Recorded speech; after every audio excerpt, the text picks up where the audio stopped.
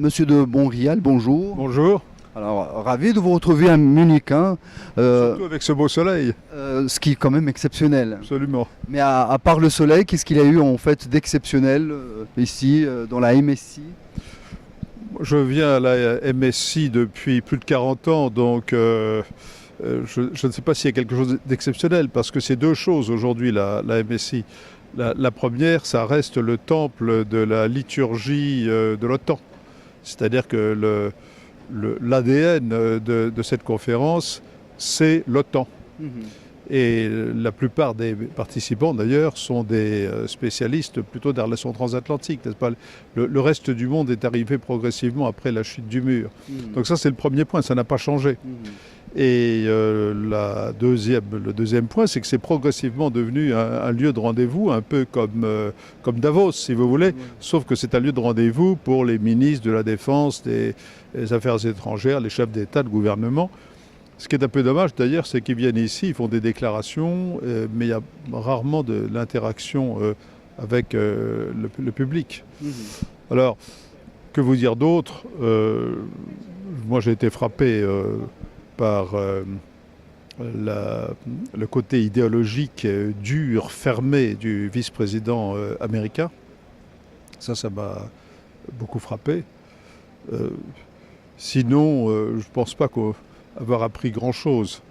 Voilà, c'est la cérémonie annuelle.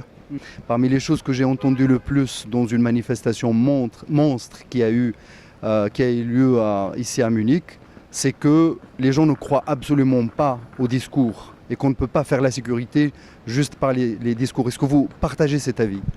Bien sûr, mais vous savez, ces problèmes de politique internationale qui sont de plus en plus complexes ne peuvent pas être réglés soit par l'un, soit par l'autre. En réalité, il y a toute une gradation. Les discours, c'est important parce que c'est une formulation souvent générale, parfois un peu hypocrite, bien entendu, mais c'est une formulation qui dit quand même quelque chose. Les gens qui suivent les choses de très près, à travers les discours... Et vous en êtes un. Et vous en êtes un. Parfois, et savent lire un petit peu entre les lignes. Et par ailleurs, à l'autre extrémité du spectre, vous avez les négociateurs. Et les négociateurs, par définition, il faut bien qu'ils discutent en secret, parce que vous imaginez ce que serait une négociation si à chaque phrase échangée, ça se trouvait dans le public. Alors voilà, c'est cette complexité. Je crois que dans le monde actuel, il est vrai, beaucoup de gens se méfient de leurs dirigeants. D'ailleurs, nous vivons dans un monde de méfiance d'une manière générale.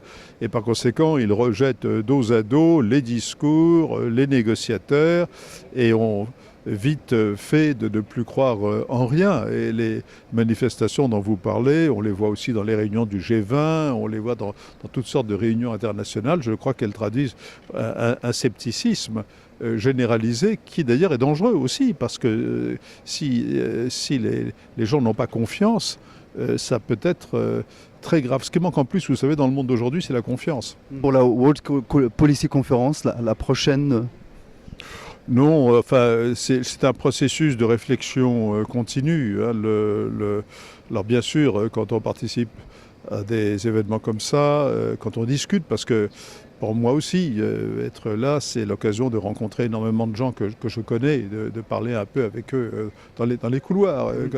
Bien sûr, ça fait un processus de maturation qui certainement aura des effets pour la prochaine World Policy Conference, qui aura lieu d'ailleurs cette année à Marrakech au mi-octobre. Rendez-vous donc est pris. Merci. Bon retour chez vous. Et bonne continuation.